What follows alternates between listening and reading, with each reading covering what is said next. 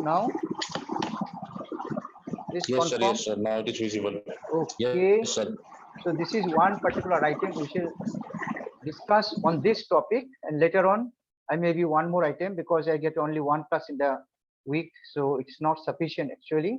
I'll love to take one more if everything is favorable. So today our topic is effective material or inventory control. So you have all learned about what is material and what is inventory. You have also learned that material and inventory are having same type of controlling systems. I've told you that how it should be controlled, why it should be controlled, what is the need for control of inventory or materials. Now today I'll be discussing some points which will help us in the effective material control or effective inventory control. So you can say this is, this is the essentials or principles of inventory control or material control. You can define that you also. These are the essential elements, essentials or principles of material control or inventory control, whatever we say. These are the essential points. For best material control or effective material control, you should have these factors with you. You should follow. So let us go these 14 points one by one in a very simple way. And you please note these points so that you can write in the exam. There may be a question, write any 4 essentials of effective material control. There may be any 5 like that. There may be any 2, or there may be a question, write the principles of effective material control. So this also questions are set. So let us see, you can see in the screen, let us see what are the essentials of material control. Because you have understood that material control is of utmost importance. Without that, lot of problems are there. Material is wasted, money is blocked, all these things are there. So these are the points which will help us in the effective material control or effective inventory control. So first principle is departmental coordination and cooperation. What is this?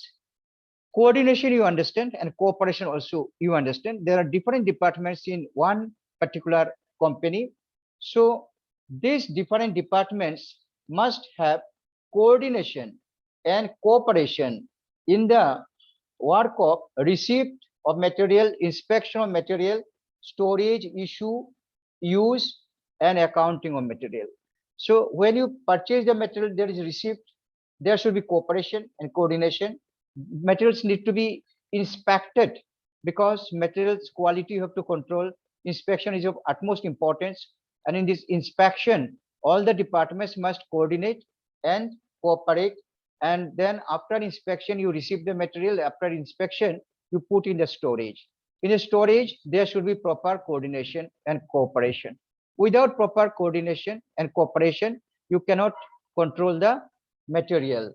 So you need this. And issue, after the storage, you issue the materials to the factory for production. While issuing the materials from storage to factory, there also you need cooperation and coordination among the different departments. And then use the materials in the factory. When you use the material, then also you need cooperation and coordination, otherwise there may be misuse. And then you have to keep all these things in accounting. You have to maintain the accounting. And while maintaining the accounting, without cooperation and coordination, one cannot maintain the accounts. So these are the points against essential number 1, that is departmental coordination and cooperation. You are clear that departmental coordination and cooperation are of highly importance. They must be there for effective material control. So now let us go to number 2, planning of materials. You see, when you purchase the material, store the material, while purchasing, while storing, while issuing to the factory, in every case there should be planning. Without planning, maybe you are purchasing sometimes less material, sometimes more material, sometimes no material. All these things are harmful. And after purchasing, after planning, materials should be classified, and codification, code number should be given to the materials, classify, because all the materials are not of same value or same quality or same size. So material should be classified, material should be codified. This is the proper control. And then there's one more point is given, inspection of materials. This is of utmost importance because materials when you purchase must be inspected. I've told you a little bit earlier also, proper inspection should be there in the material. Otherwise, maybe there is wrong material given to you. There is inferior quality material is given to you. So you have to go for inspection of the materials. That is of utmost importance, inspection of materials. This you remember step by step. Next step is proper storage of materials. The storage is of highly importance. Storage should be such that there is no damage, no evaporation, no pilferage, no theft, and no loss of materials. You know, theft, it is stealing. Pilferage, you know, sometimes some employees, they also may take some materials to their home. They are not professional thieves. They are not thieves, but this is known as pilferage. This may be, you have to check it in the proper storage. There may be deterioration in the quality. There may be damage of material. You have to protect that. There should be evaporated. Certain goods get evaporation. Due to evaporation, they lose value. There may be, you know, due to evaporation, the quantities reduced, lost. So this is known as proper storage. Without your purchase material and everything is all right, suppose, but storage is not good. So there may be problem. So this is a point the company owner or the manufacturer or the factory management must remember. There should be proper storage of materials. See, these are step by step I'm telling you. These things are of highly importance. And what is number 6? Use of standard form. What is standard form? For requisition, order, issue, and transfer of materials, there should be same type of format. Don't issue the material on a piece of paper which is not standardized. There should be proper printed forms. These forms will be, you must have seen this receipt like forms are there. When you collect money, there's a form, you know, receipt. So like that, when you issue the materials from storage to factory, there should be proper format, proper standard form. Only on that form, you write the quantity, you write whom it is issued, and write the give your signature, date, etc. So there should be standard form. Like when you take admission in college, there are standard forms for admission. Same form. You cannot write a piece of paper, your application, and take admission. The standard form is issued by the college, and you have to follow that standard form. So that way only in material control, there should be standard forms. And then proper system of issue of material. Proper system of issue of material. Issue means from storage to issue the material to different jobs, work orders, factory. When you purchase the material, keep in the store, and from the store, you supply it to the job, to the, you know, factory, or to the work order. So when you transfer the materials from storage to work order or job or factory, then you maintain it properly. System should be clear. System should be very clear. System should be transparent. Then perpetual inventory system. What does it mean, perpetual? Perpetual inventory system should be operated for proper control of material and ready information of stock position of different items. What does it mean? Perpetual inventory means continuous inventory system. Inventory, when you purchase, write immediately. When you issue, write immediately. So what is the balance of materials in the stock, in the store? It will be anytime available. So today, you know, now due to the invention of tele accounting system, these things are very easy now. But earlier it was not that easy. Now, you know, you must have learned tele. So in tele, what you do, but just pass the journal, it will be having effect in ledger, trial balance, profit and loss statement, balance sheet, everywhere. Similarly, you can apply it in inventory system. It is very easy. How much inventory is received, how much issued, how much is in the balance, everything comes out easily. But earlier it was not there. So what it indicates, perpetual inventory system means Anytime you receive the material, record it. Anytime you issue the material, record it. And what is the balance anytime you record it. And then internal check. What is internal check? Internal checks will be introduced in case of receipt, storage, issue, and accounting of materials. But the thing is that what is internal check? See, internal check, the word is clear to you. You can think internally it is checked, and anybody can understand that way.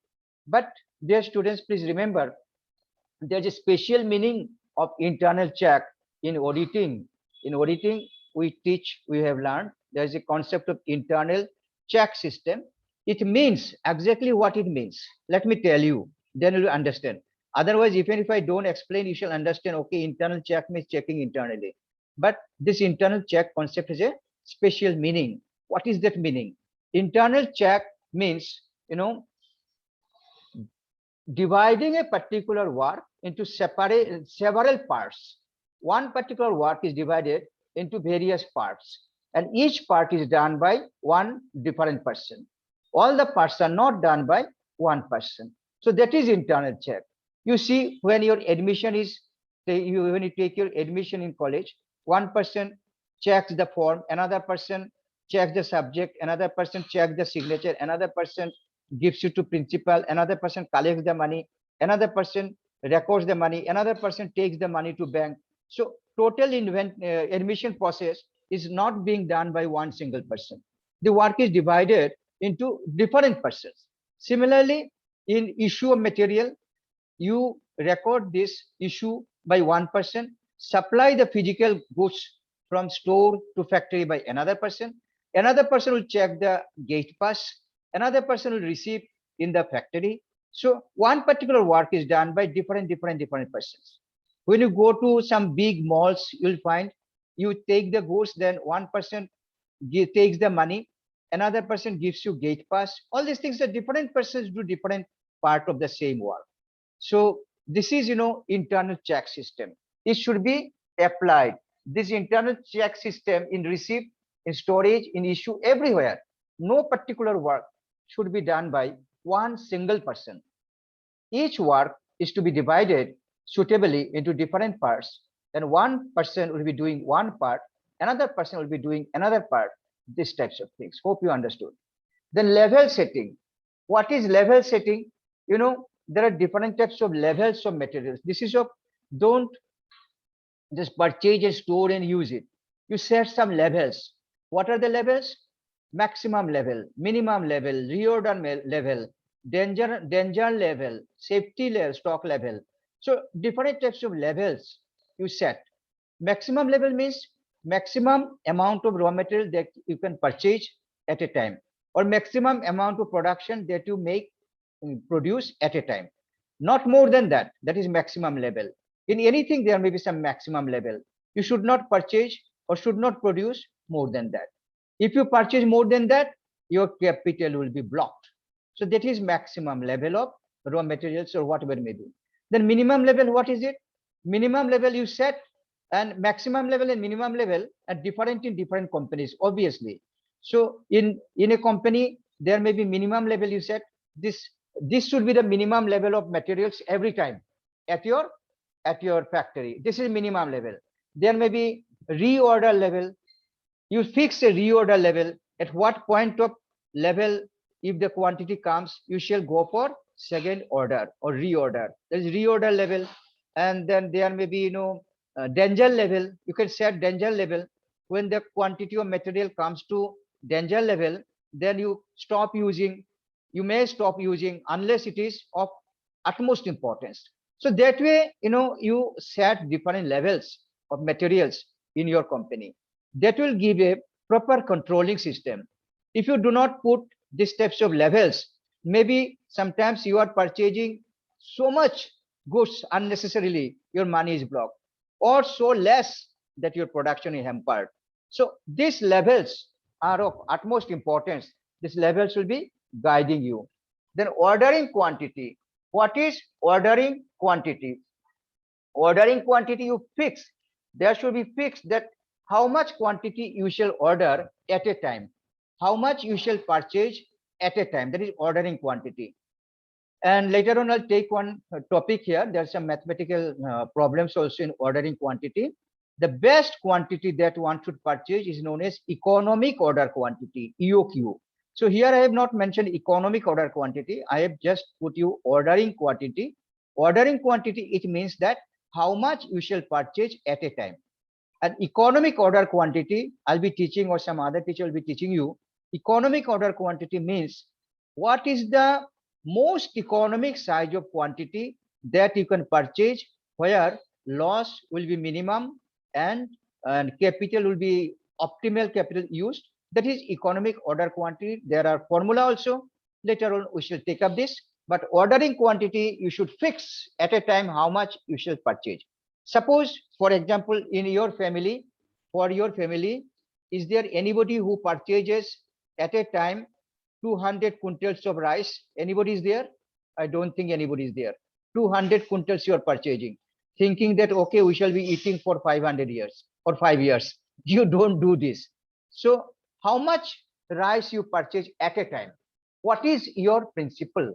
Your mother might be telling you, or parents may be telling you, you may determine how much you should purchase at a time.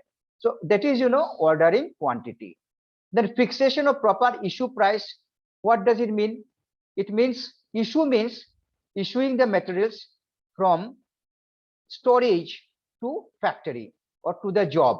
So, when you issue the materials from storage to factory, you shall give some journal entry.